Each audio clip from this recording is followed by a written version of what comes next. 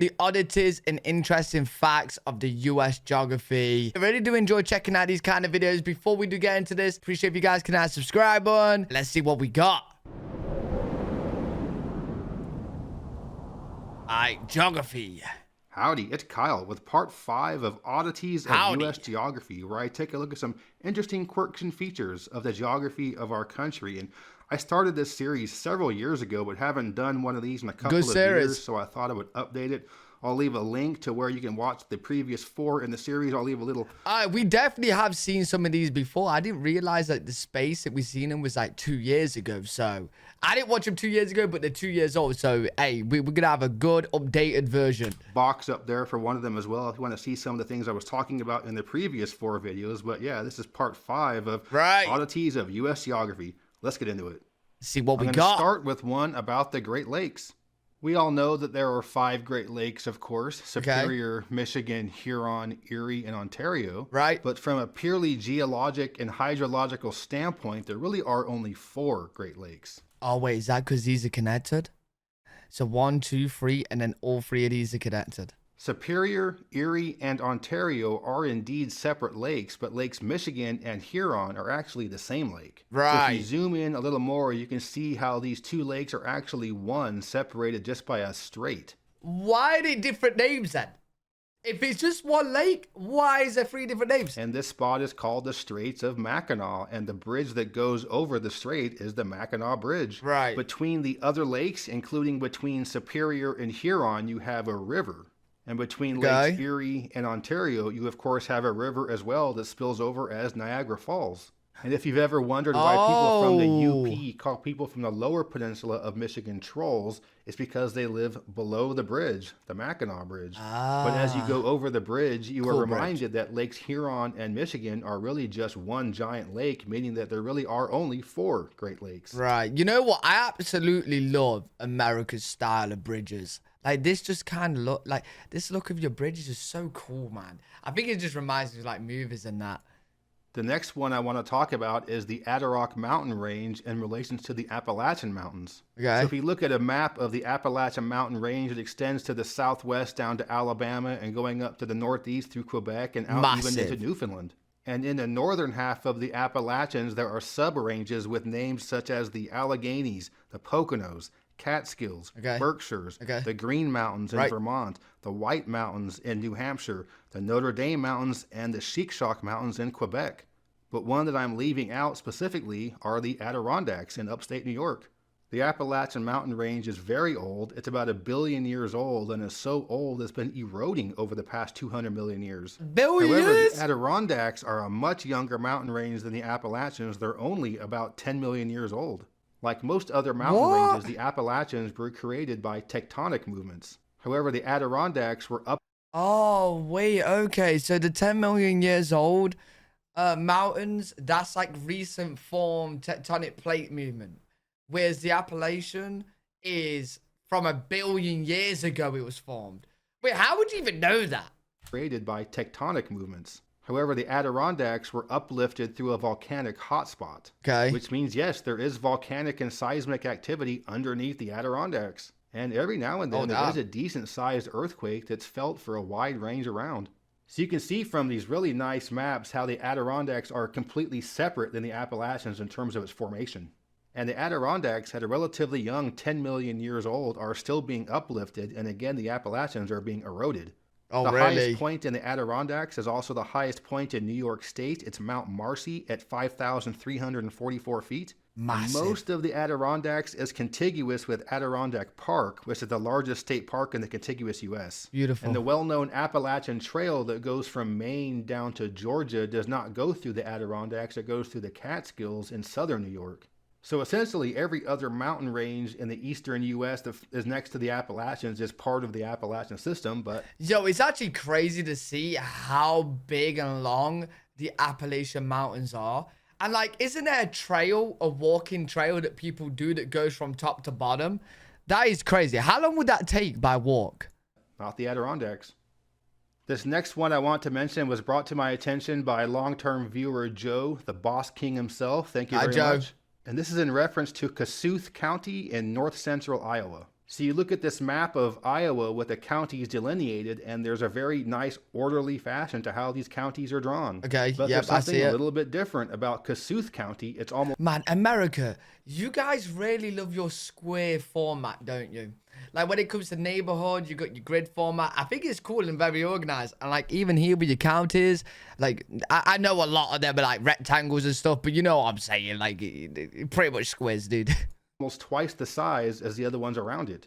At one point, Kossuth County absorbed the adjacent county and made it almost twice as big. Okay. So that in and of itself is pretty interesting, but not that Why? strange. But what I do find much more interesting is that Iowa has 99 counties. That means without this little merger here, there would be exactly 100 counties in Iowa. Oh, I hope people in Iowa don't have OCD. Because that county right there would annoy you. Bro, this was very like Wild Western.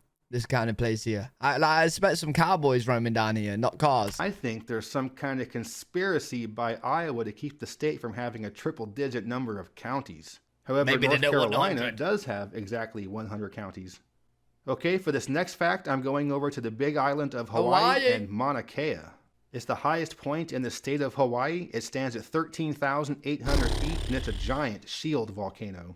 And shield volcanoes are huge in terms of its area, but they're usually gently sloping and often don't look super tall. Okay. However, again, at almost 14,000 feet, it's quite tall. Wow. But what makes this so interesting is that more than half of the mountain is actually underwater. So if you count the total elevation of the mountain from the base, which is underwater, to the peak above the surface, it's 30,600 feet.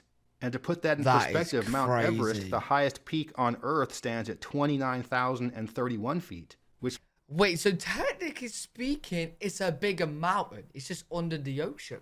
means that Mauna Kea is actually a taller mountain than Mount Everest. Wow. And that makes it the tallest mountain in the entire world. Wow. So even though the top of Mount Everest is higher than any other point on Earth, its base is several thousand feet above the surface to start with. Right. So move over, Nepal, because we got the tallest mountain on Earth. Yeah, you know, fun fact, my dad's actually climbed Kilimanjaro. He's actually done that. Good on him.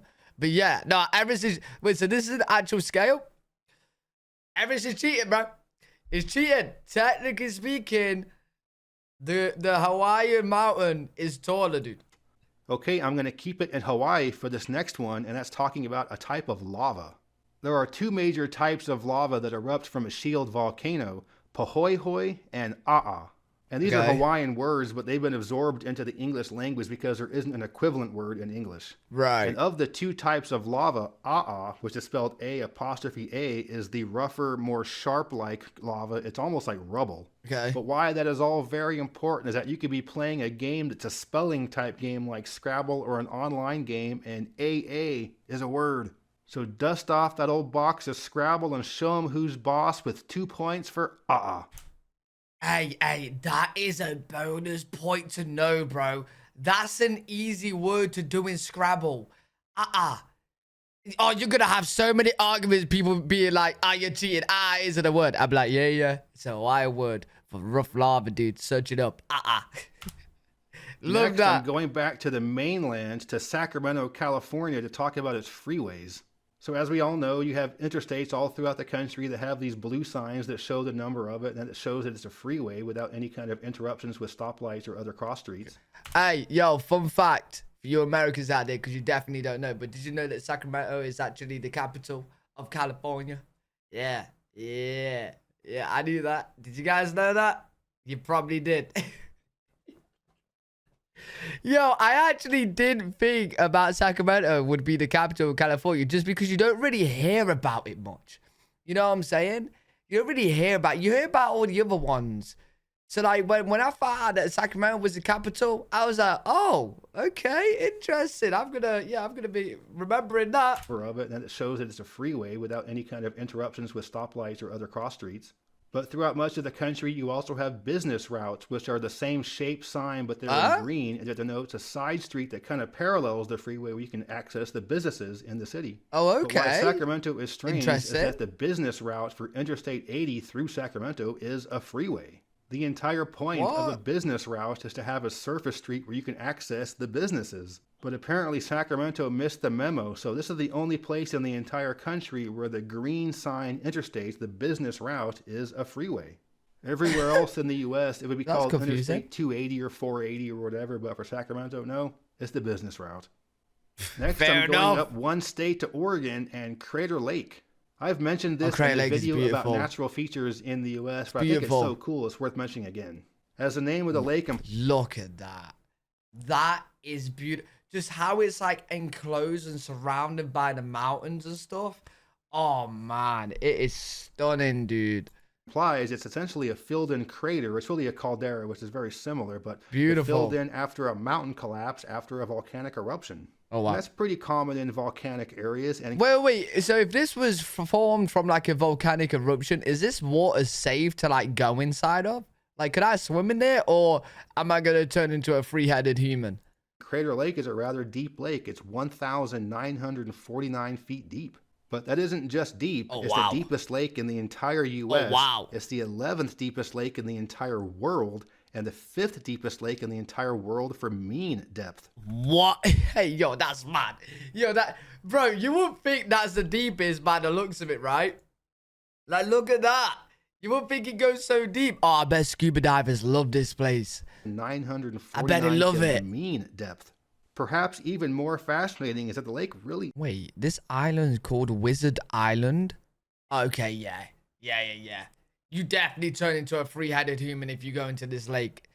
There are wizards on this island? that the lake really isn't that big in surface area. It's only 21 square miles. It's not even one of the top 100 lakes in the U.S. in terms Damn, of but it's area. that deep. So to put that in perspective, that gray pin in the middle of Lake Superior is about the size of Crater Lake. What? And Crater Lake is about 600 feet deeper than Lake Superior.